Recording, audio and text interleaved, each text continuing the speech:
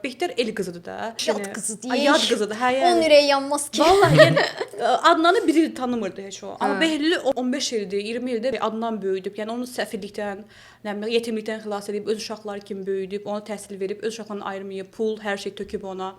Yəni Behlül nə qədər şərəfsiz, nə qədər ikiyüzlü, nankör, yediyi qaba tükürən bir insan. Yəni gördüyüm Türk serialları içərisində ən şərəfsiz, ən yalançı, ən qorxaq baş qəhrəman Behlüldür yəni. Yaxşı, İkinci aklıma versə gəldi. öldürər yəni. Versə Behlül öldürər. hə, Nifrət, Behlüldən nifrət. Bəs yaxşı, məsələn heç nəsə onda nəyisə haqq qazandırmırsan ki, eşq, sevgi Yox, necə yox. mane Yəni olsun? Behlül dərinliyi olmayan bir insandır. Emosional dərinliyi yoxdur. O insanda eşq mən inanmıram, sevgi yox idi. Sadəcə o instinktlərlə hərəkət edən bir insandır, cinsel dürtülərlə hərəkət edən bir insandır. Yəni onun heç draması mənə keçmir. Yəni nə edib, nə olur olsun, əmsinə bunu eləməməli idi. Yəni onun mənə draması.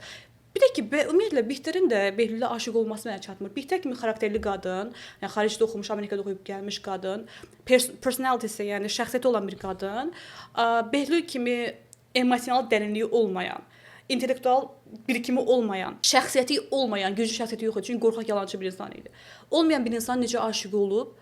Belə sual altındadır yəni. Məncə bax məsələn başda təsirlənməsi çox normal. Kıvanç Tatlıtuğ evin içində Kıvanç Tatlıtuğ var bir dənə düşünün və belə tutqulu bir insanda Adnan da sıxıcılığının yanında bir etkilənməsi normaldır məncə də. Amma sonradan görürsən ki, çox qorxaqdır, çox şəxsiyyətsizdir falan. Yəni bir soyuma gəlməlidir, amma orada bir insana takıntı yaraşıqlı eləyir də, olduğuna görə, obsessiv yaraşıqlı olur. olduğuna görə